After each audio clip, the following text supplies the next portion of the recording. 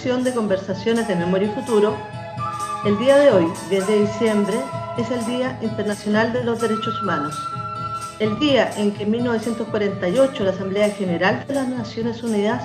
adoptó la Declaración Universal de Derechos Humanos.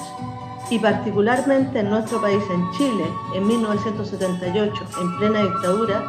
don Jaime Castillo Velasco y otros destacados juristas fundaron la Comisión Chilena de Derechos Humanos. Para conversar sobre el rol de la Comisión, de la actual situación de los derechos humanos en nuestro país y de las distintas situaciones derivadas de la pandemia y del despertar social,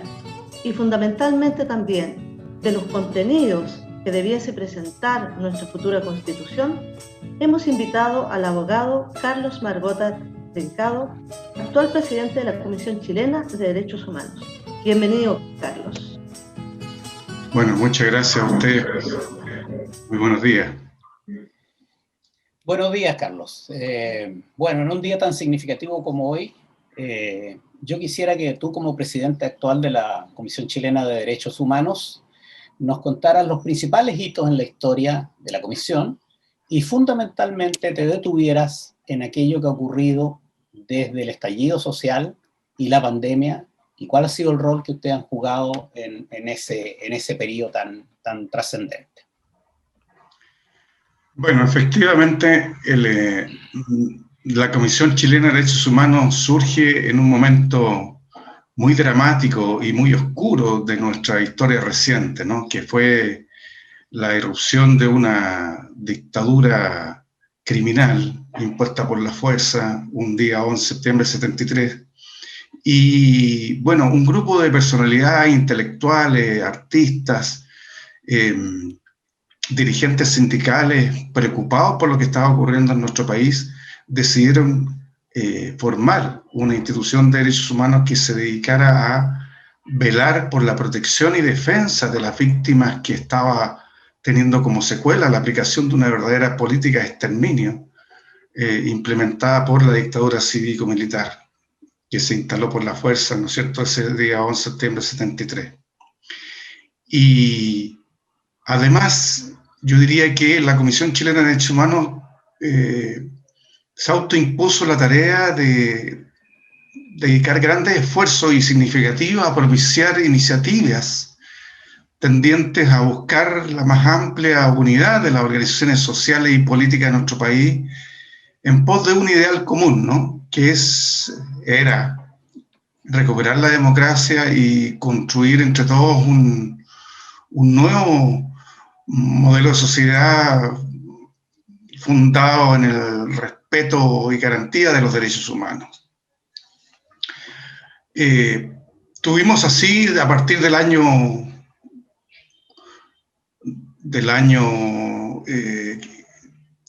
en la cual nosotros nos formamos, ¿no es cierto?, nos creamos, que el año 78, hasta el año 90. Y a partir del año 90, en que se inicia la transición democrática en nuestro país, bueno, nos abocamos a demandar y exigir del Estado de Chile el cumplimiento de las 4 principales obligaciones que se le exigen a todo Estado postdictatorial, que son la necesidad de establecer verdad en materia de derechos humanos, establecer justicia en materia de los crímenes contra los derechos humanos, reparar debida e integralmente a las víctimas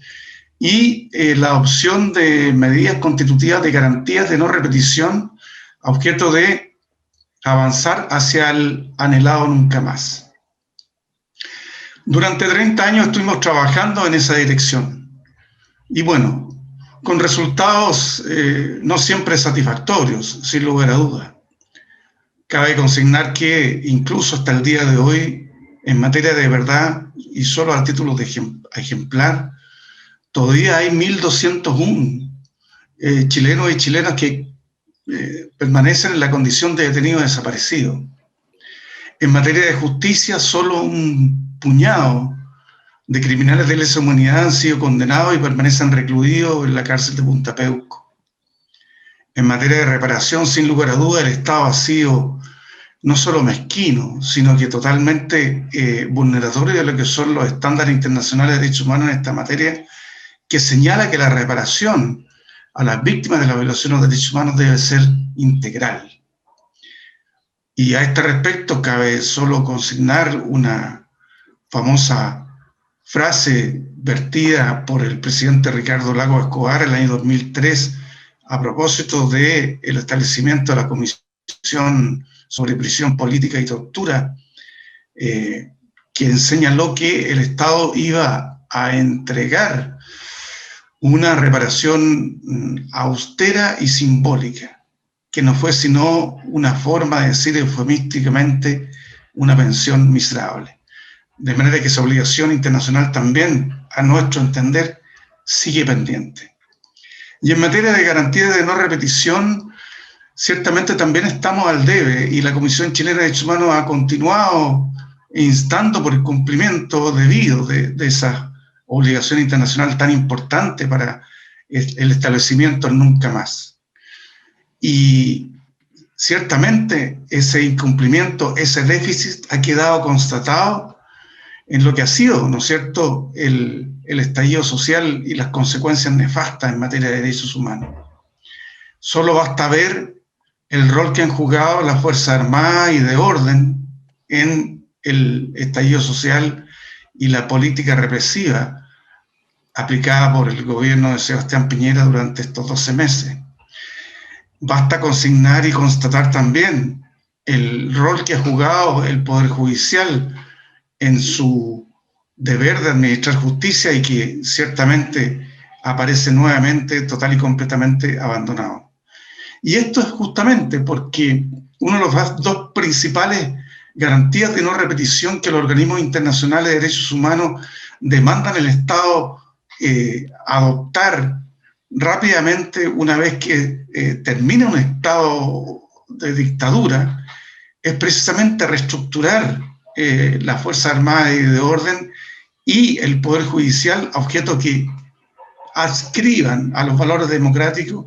y al respeto a los derechos humanos. Lamentablemente, las medidas que se tomaron respecto a estas dos grandes e importantes instituciones de nuestro sistema político ciertamente fueron absolutamente insuficientes. Y las secuelas precisamente de esos déficits y de la no adopción de estas medidas constitutivas de obligación internacional del Estado de Chile la estamos viendo hoy en día. Y por tanto, bueno, la Comisión Chilena de Derechos Humanos también tiene una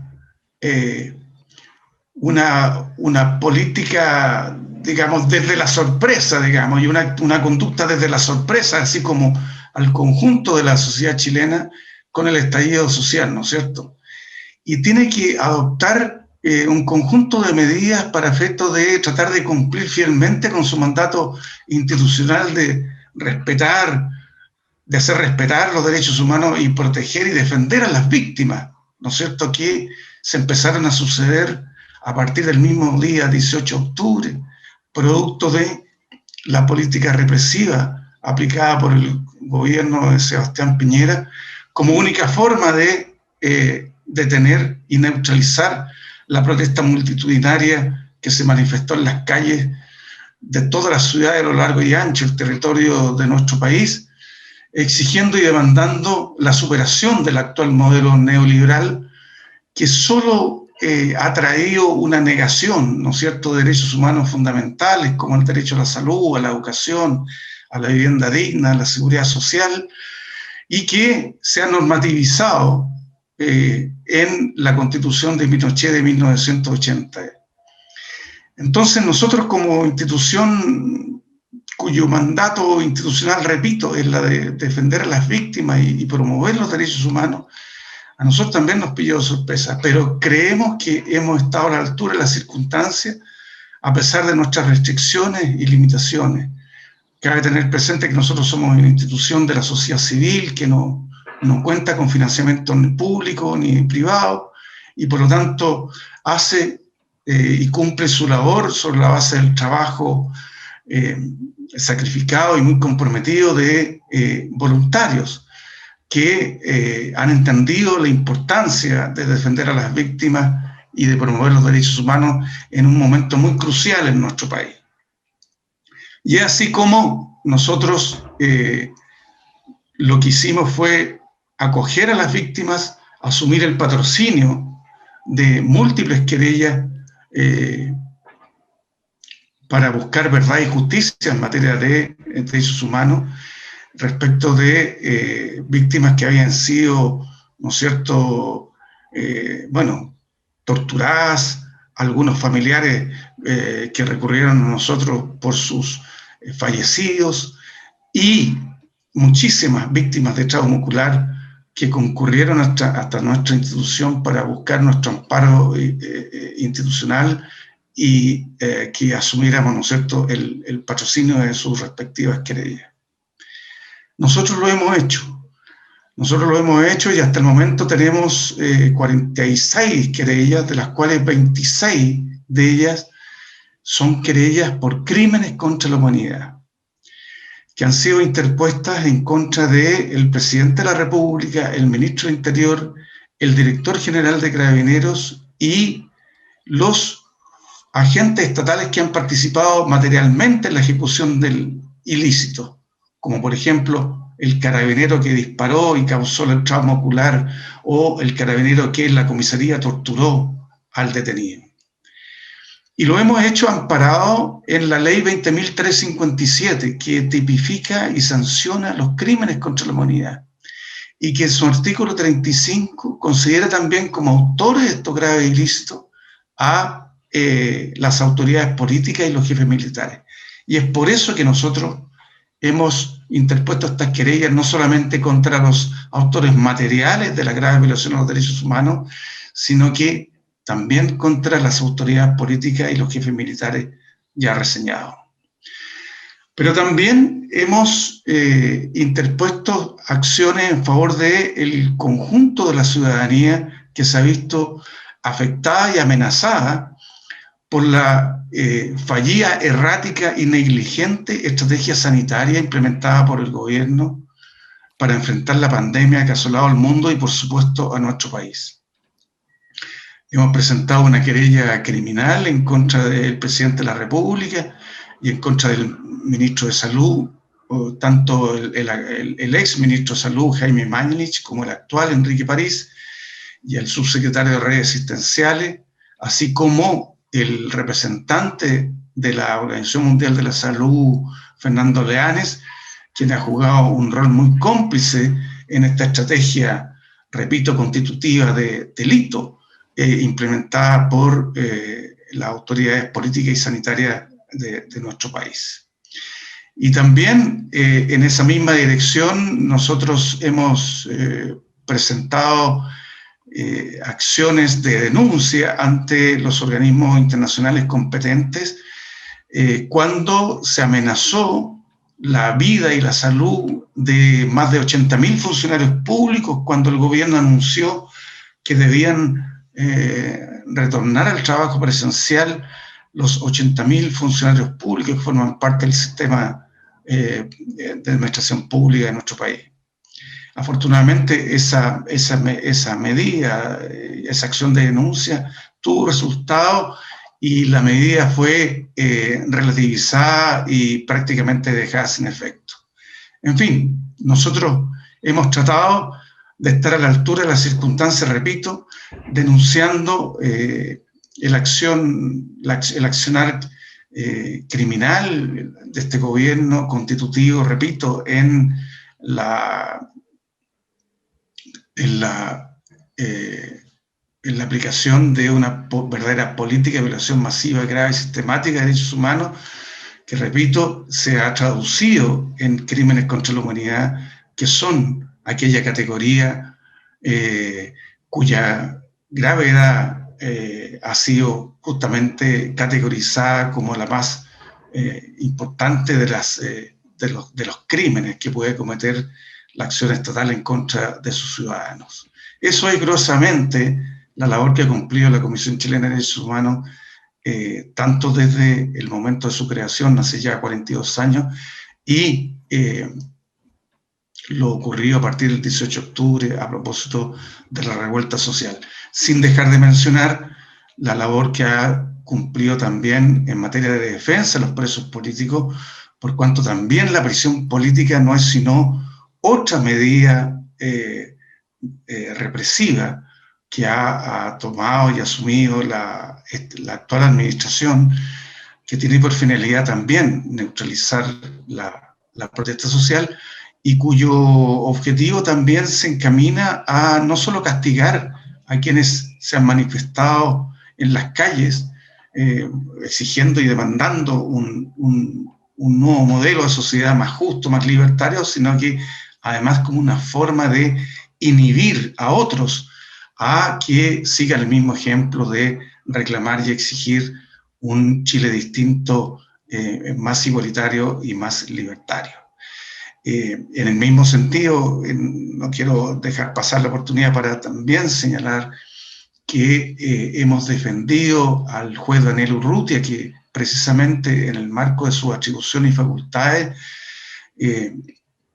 modificó a través de una resolución la medida cautelar de prisión preventiva a arresto domiciliario total a 13 presos políticos. Y frente a esa medida tomada por este juez de la República, la Corte de Apelaciones de Santiago se autoconvocó a un pleno extraordinario y dejó sin efecto la resolución adoptada por este juez Daniel Urrutia, y además inició una investigación disciplinaria en su contra. Por tal razón, nosotros hicimos una denuncia ante una relatoría especial de Naciones Unidas que se llama la Relatoría sobre Independencia de los Magistrados y Abogados, para efectos de denunciar justamente la actuación de la Corte de Apelaciones de Santiago, que repito, en un pleno, es decir, el conjunto de los ministros que forman parte de las distintas salas de la Corte de Apelaciones de Santiago, adoptó esta aberrante y arbitraria medida en contra de los presos políticos y su posibilidad de cambio de términos de la prisión preventiva, y por otro lado, de sancionar a un juez de la República que haya adoptado una medida en el marco de su atribución y facultades. Eso expresamente. Sí. Sí, sabemos de la tremenda acción que la Comisión Chilena de Derechos Humanos ha desarrollado en distintas zonas del país, en distintas regiones. Particularmente, este gobierno de Sebastián Piñera se ha caracterizado por tener un silencio cómplice con un sinnúmero de violaciones sistemáticas de los derechos humanos, como usted señalaba. Y en particular, en esta última semana hemos sido testigos de situaciones sumamente aberrantes, como la situación presentada por los absueltos y condenados sin cárcel de la Operación Colombo, la misma oposición política que hace la UDI frente a la presentación del juez Mario Carrozas como postulante a la Corte Suprema. Y este sinnúmero de situaciones anómalas que usted señala respecto a los actuales presos políticos de la revuelta social. En ese sentido, ¿cómo evalúa esta regresión, esta ofensiva negacionista y represiva que estamos viviendo en nuestro país en materia de derechos humanos? ¿Cómo lo evalúa la Comisión Chilena? ¿Y cuáles creen ustedes que deben ser las acciones judiciales y sociales que nosotros, como ciudadanos y ciudadanas de este país, debemos adoptar para frenar esta ofensiva negacionista, represiva, que nos está llevando a un Estado prácticamente sin derecho? Yo diría en primer término que uno tiene la obligación de hacer una suerte de parangón con lo sucedido hace 47 años atrás, porque sin lugar a duda tenemos que recordar que el golpe militar del año 1973 no fue sino una reacción que tuvieron los sectores minoritarios que se vieron amenazados en sus intereses por el proceso de transformaciones sociales y de ensanchar, ¿no es cierto?, las libertades y derechos humanos que encabezó el presidente Salvador Allende. Y la respuesta frente a este proceso de transformaciones sociales y de ensanchamiento, repito, de las libertades y de consagrar derechos humanos fundamentales fue, bueno, justamente la misma que hoy día estamos viendo frente a este anhelo mayoritario expresado en las calles, ¿no es cierto?, a partir del 18 de octubre, que es justamente abrir paso a un nuevo proyecto de sociedad donde los derechos humanos sean el eje central, ¿no es cierto?, de la convivencia democrática, y el Estado pueda cumplir con su rol de garante de derechos humanos tan básicos como el derecho a la salud, el derecho a la educación, el derecho a la vivienda digna, el derecho a la seguridad social, etc. Entonces, ese parangón que hago con la historia reciente de nuestro país nos ayuda a comprender también de que lo que está ocurriendo hoy en Chile no es sino también una expresión de este incumplimiento, ¿no?, y una secuela de este incumplimiento de las obligaciones internacionales que el Estado dejó de cumplir, valga la redundancia, a propósito de estas del término de la dictadura y el inicio de la transición. Porque ciertamente hoy día tenemos tribunales que siguen aplicando políticas muy alejadas de lo que es el cumplimiento del deber que les es propio, ¿no?, que es proteger los derechos humanos. El fallo que usted hace mención justamente es muy representativo de que la reestructuración que se requiere del Poder Judicial a objeto de que sea un Poder Judicial autónomo, independiente, pero con gran adscripción a los valores democráticos y de respeto a los derechos humanos de los ciudadanos frente a los actos cometidos por agentes del Estado, sin lugar a dudas, es una tarea que todavía está pendiente. Y bueno, como está pendiente también la recuperación, ¿no es cierto?, de la soberanía popular que nos fuera arrebatada el 11 de septiembre del 73. Este fallo, como lo señalamos, también refleja que ha sido una conducta muy, muy sistémica de los tribunales de justicia y que también se ha reflejado en esta desprotección de los derechos humanos de los ciudadanos frente al rigor que ha aplicado al momento de enjuiciar a los denominados presos políticos de la revuelta social, y que refleja una posición de extremo rigor en su contra,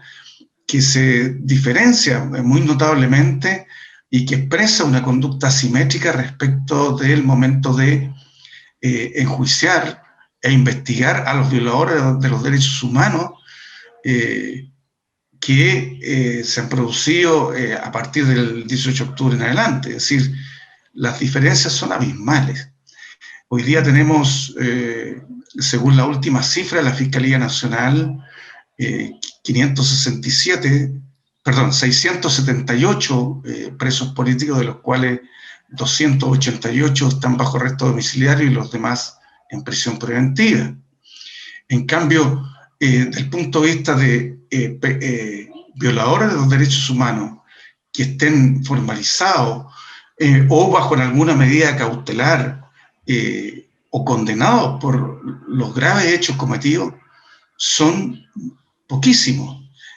Solo hay que tener presente que hay 66 formalizados por violación de los derechos humanos, esto es, agentes del Estado que han sido notificados de que van a ser investigados por violación de los derechos humanos,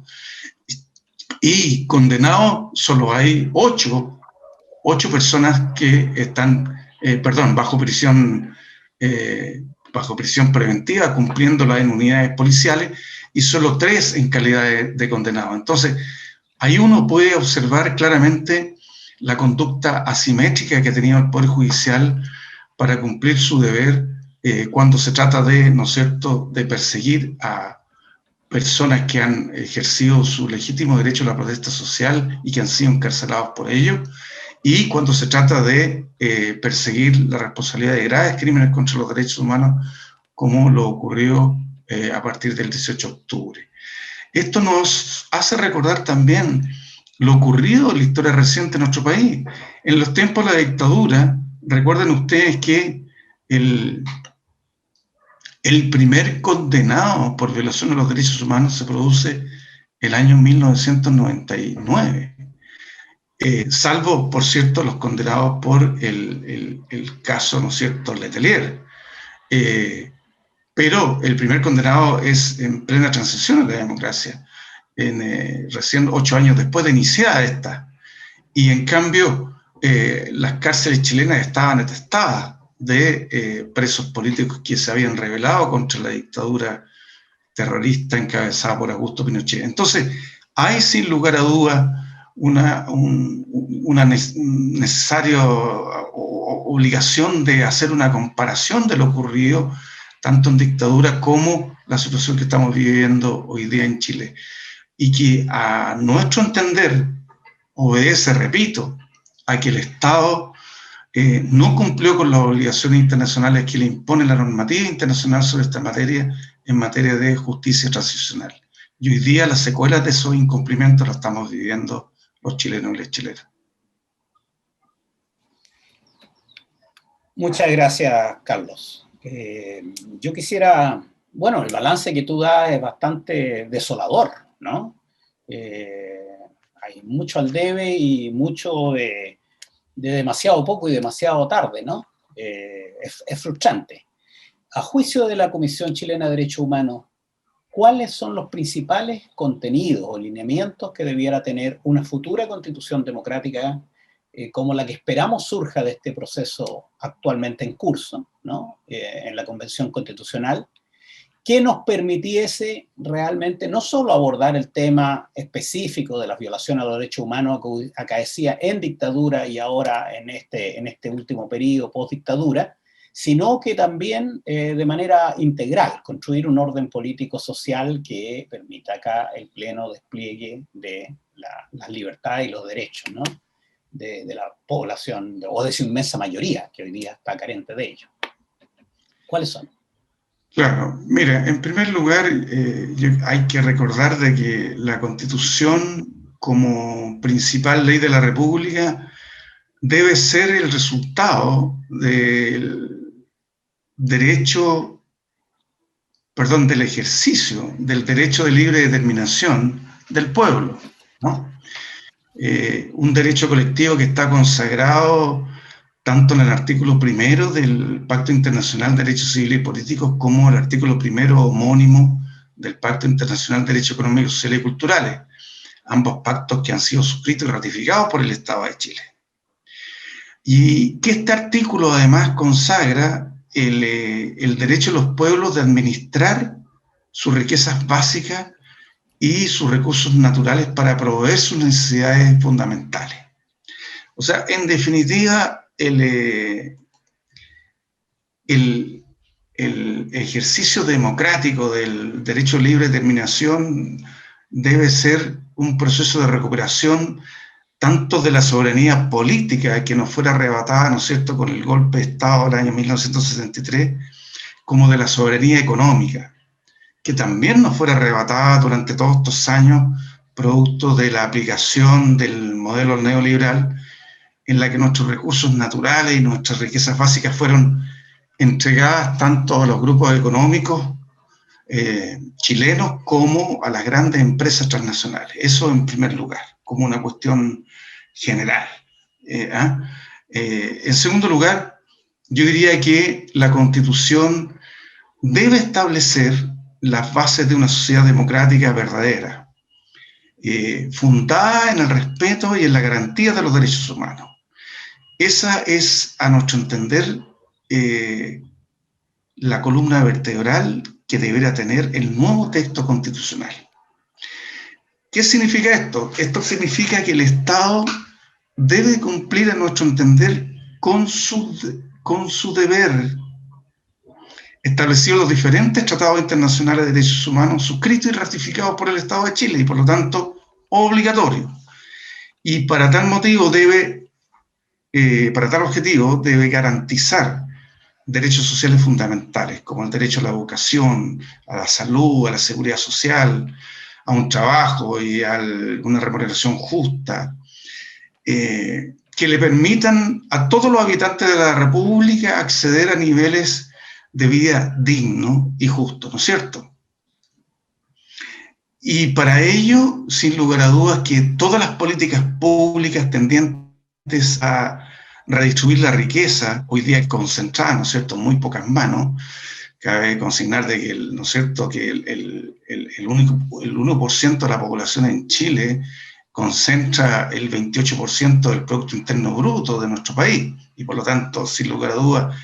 esa situación debe ser abordada a objeto de redistribuir la riqueza y así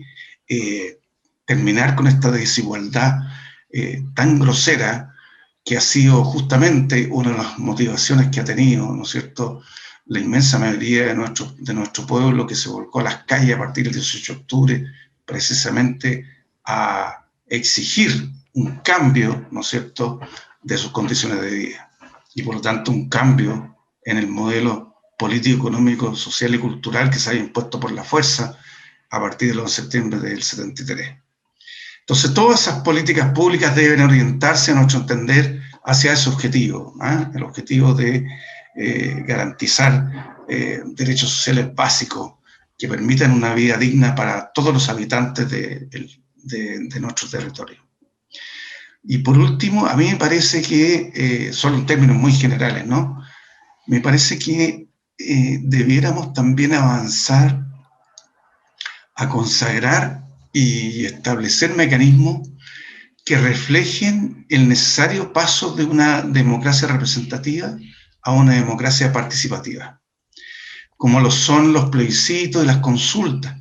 así como la iniciativa popular de ley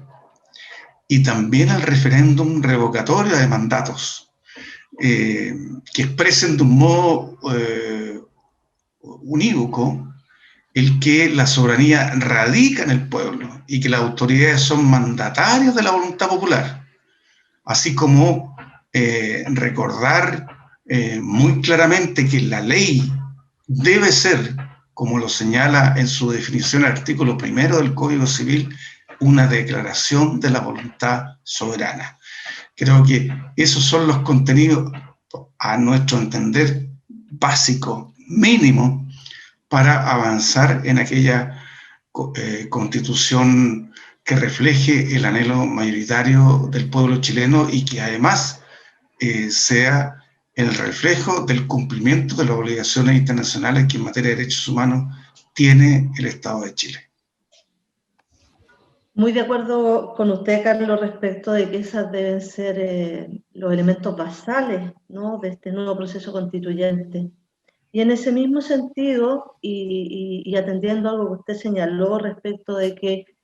la transición política también debe haber considerado un cambio sustantivo en el funcionamiento y organización de las Fuerzas Armadas y del Poder Judicial, y también quizás de los medios de comunicación, queremos preguntarle cuál cree usted que deberían ser los principales cambios que deberían operarse en esos tres estamentos, Fuerzas Armadas, Poder Judicial y medios de comunicación, para que efectivamente esta sociedad basada en derechos, los derechos humanos, pudiera plasmarse de manera fidedigna e integral en nuestra sociedad. Claro, muy, muy importante y muy relevante, digamos, la pregunta, porque sin lugar a dudas, también haciendo una referencia a lo que fue nuestro pasado reciente, nosotros supimos el abandono que hizo el Poder Judicial de su principal deber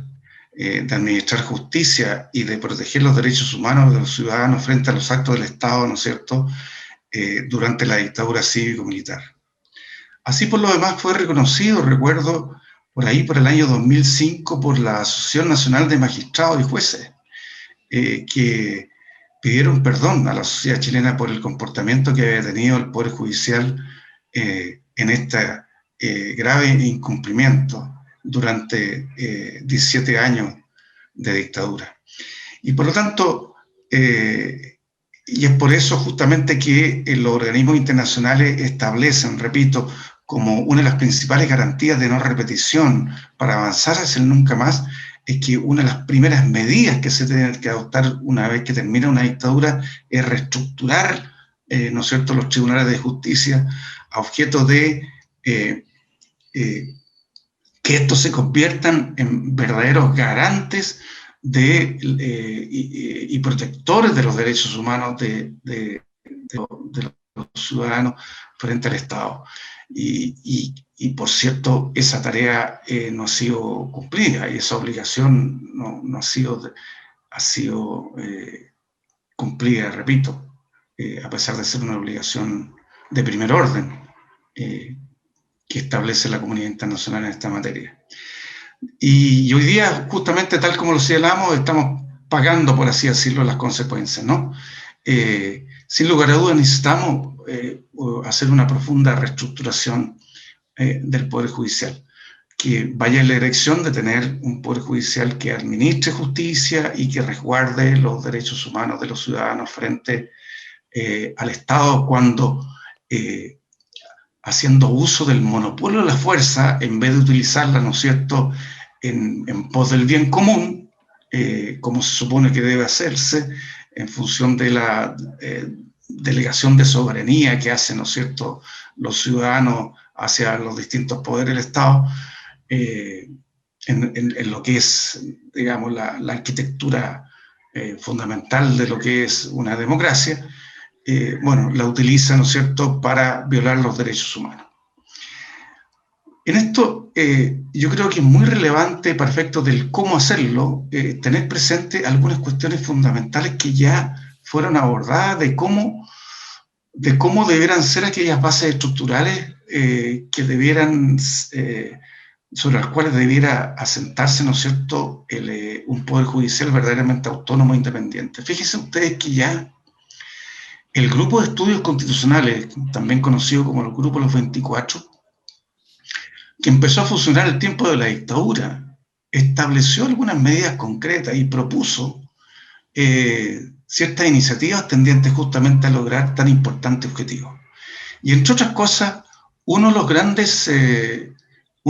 déficits que tiene nuestro Poder Judicial es que los mecanismos de generación de los tribunales es de autogeneración, es decir, los propios tribunales determinan quiénes van a ser los integrantes fundamentalmente de los tribunales superiores de justicia. Es decir, no hay ninguna instancia externa al Poder Judicial que tenga mayor injerencia en la conformación de las ternas o quinas, ¿no es cierto?, de los futuros integrantes de los tribunales superiores de justicia.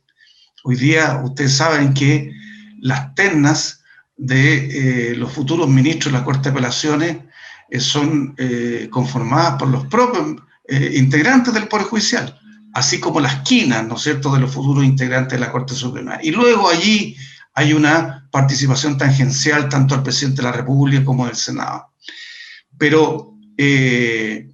lo que propuso el Grupo de los 24, repito, un grupo de estudiosos en materia constitucional que nace en los tiempos de la dictadura cívico-militar,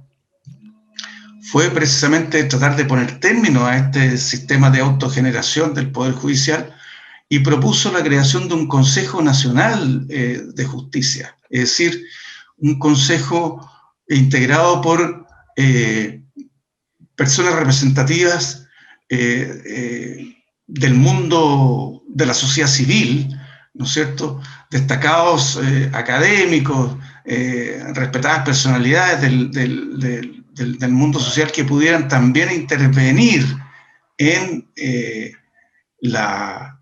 generación y nombramiento de los tribunales superiores de justicia, porque pensamos que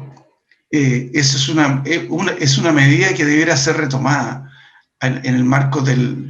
debate constitucional, porque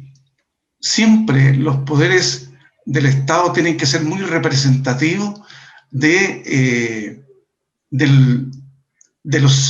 debido resguardo, ¿no es cierto?, de los intereses mayoritarios de la sociedad chilena. Es decir, de alguna otra manera, el surgimiento del Estado surge como una delegación de soberanía que hace, ¿no es cierto?, la comunidad, y se conforman los poderes del Estado, pero sobre la base de que estos poderes del Estado, ¿no es cierto?, y los tres clásicos poderes del Estado que nosotros conocemos, el poder ejecutivo, el poder legislativo y el poder judicial, deben funcionar y deben ejercer sus funciones teniendo como objetivo principal resguardar precisamente los intereses, ¿no es cierto?, de los ciudadanos y ciudadanas, y no intereses corporativos. Entonces, terminar con la autogeneración, permitir, ¿no es cierto?, que instancias integradas por representantes de la sociedad civil puedan tener una injerencia en la composición de los tribunales superiores de justicia, me parece que es de la máxima importancia. Y por otro lado, me parece que una escuela judicial que realmente tenga como en el centro de su formación de las futuras generaciones de jueces los derechos humanos, me parece que son dos medidas que no deberán ser soslayadas al momento de abordar el tratamiento del Poder Judicial en el debate constitucional que va a tener que abordar la Convención Constitucional a partir del 11 de abril. Bueno, la verdad, Carlos, que realmente ha sido muy interesante el aporte de que tú nos has hecho. Perdón, Jaime, si tú me permites. Sí, solo abordé el tema del Poder Judicial. Cierto. Y me parece que la pregunta era muy importante porque abordaba también dos temas que, a nuestro entender, como Comisión Chilena de Derechos Humanos, es de la máxima importancia que sean debidamente abordadas en el debate constitucional, y que es la relativa justamente a los medios de comunicación y a las Fuerzas Armadas y de Orden. Y si tú me permites un par de minutos referirme a eso, me parece que para poder contestar debidamente la consulta. En relación a la libertad de expresión, hay que tener presente que esta es un requisito indispensable para la existencia misma de una sociedad democrática. Y por lo tanto, todo tipo de concentración en el ámbito de los medios, de concentración de la propiedad en los medios de comunicación, atenta justamente contra el derecho y ejercicio de la libertad de expresión. Fíjense ustedes que el relator sobre la libertad de expresión del sistema interamericano del año 2015 vino a Chile y elaboró un informe en el año 2016. El relator se llama Edison Lanza y estableció que en Chile no existía pluralismo informativo, atención justamente a la concentración de la propiedad de los medios de comunicación en Chile, y por lo tanto que la libertad de expresión prácticamente era inexistente en nuestro país. Y por lo tanto estamos muy al debe precisamente en el cumplimiento de esa obligación, que es de establecer y consagrar la libertad de expresión. Cabe tener presente que el artículo 13 de la Convención Americana de Derechos Humanos, que es una convención que fue suscrita y ratificada en el año 91 por el Estado de Chile, establece precisamente la libertad de expresión como uno de los derechos fundamentales que el Estado se obliga, ¿no es cierto?, a respetar íntegramente. Y por lo tanto, sin lugar a dudas, el nuevo texto constitucional debe adecuar, ¿no es cierto?, la legislación nacional sobre la materia y de una vez por todas, ¿no es cierto?, consagrar debidamente la libertad de expresión y terminar con la concentración de la propiedad de los medios de comunicación para abrir paso al pluralismo informativo, que es el pilar central, ¿no es cierto?, sobre el cual se sustenta la libertad de expresión. Y sin lugar a dudas, por cierto, en relación a las Fuerzas Armadas, una sociedad democrática debe contar, ¿no es cierto?, con Fuerzas Armadas y de Orden comprometidas con el proyecto de desarrollo que refleje precisamente los anhelos mayoritarios del pueblo chileno. Y eso supone que las instituciones castrenses estén subordinadas plenamente al poder civil democrático, pero por sobre todo formadas en el compromiso con los valores democráticos y el respeto irrestricto de los derechos humanos. Por lo tanto, la incorporación de la doctrina Schneider y la doctrina Pratt en la formación de los futuros oficiales de las distintas ramas de las instituciones castrenses es una necesidad de primer orden y una obligación ineludible que debe ser asumida por los convencionales. Y sin lugar a dudas, constituye una obligación de primer orden el dejar atrás definitivamente la doctrina de seguridad nacional, que fue la inspiradora, ¿no es cierto?, de la política de exterminio que se implementó durante la dictadura cívico-militar durante 17 años y que todavía muchos de sus contenidos siguen siendo parte importante de la formación de las futuras generaciones de oficiales de las distintas instituciones castrenses. Y solo a manera ejemplar,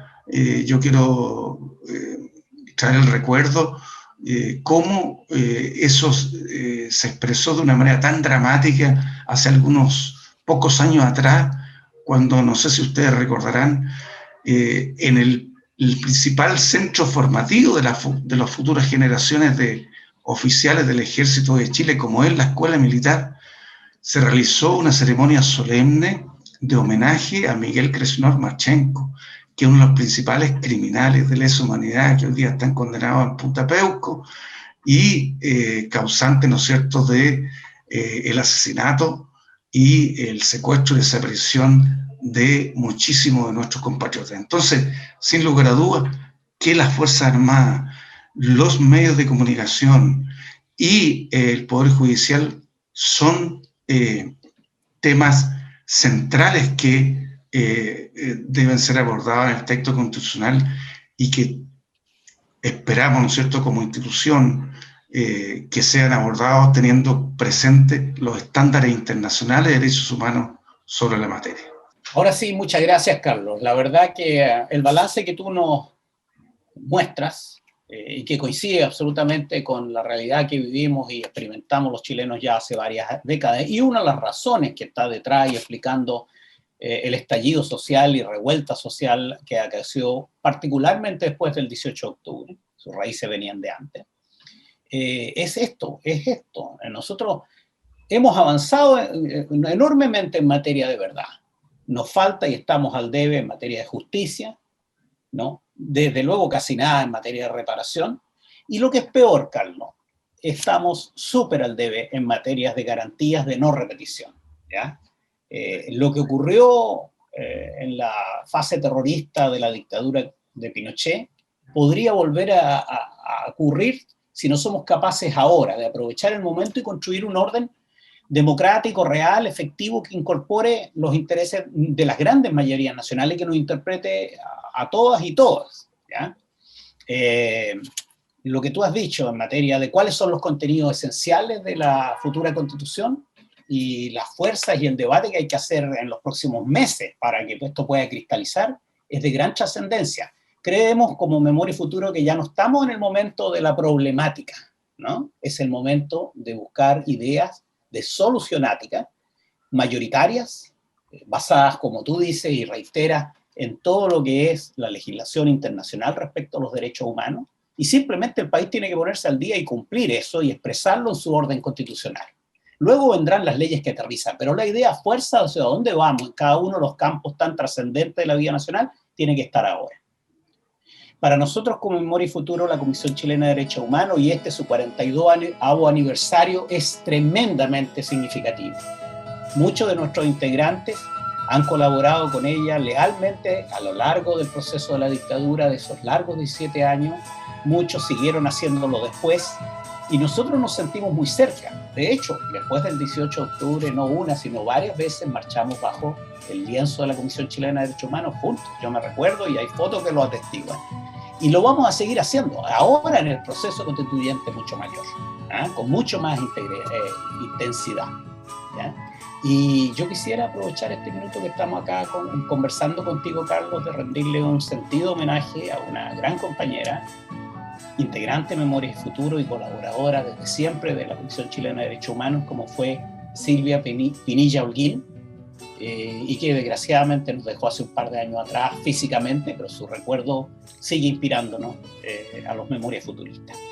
Muchas gracias, Carlos, por tu aporte, por tu paciencia, por tu gran disposición a participar en estas conversaciones de Memoria y Futuro. Y al resto, agradecerlo a los que verán aquí esto en los próximos tiempos y a futuro. Recordarles que en el canal de YouTube de Centro de Formación Memoria y Futuro hay interesantísimas conversaciones que permiten ilustrar distintos aspectos de la vida nacional. Muchas gracias. Bueno, yo quiero agradecerle a ustedes en realidad, porque más que darle tribuna a la Comisión Chilena de Derechos Humanos, lo que ustedes están haciendo es promoviendo contenidos de derechos humanos que son ineludibles e insoslayables en el debate constitucional que se ha abierto a partir del 25 de octubre y que deben ser, a nuestro entender, y este es un anhelo compartido entre ustedes como Centro de Formación Memoria y Futuro y la Comisión Chilena de Derechos Humanos, deben ser la piedra angular, la columna vertebral del nuevo proyecto de sociedad que se va a normativizar, ¿no es cierto?, en la nueva Constitución a la cual aspiran los chilenos y chilenas. Así que felicitaciones a ustedes por este espacio y por promover los derechos humanos a través de esta instancia.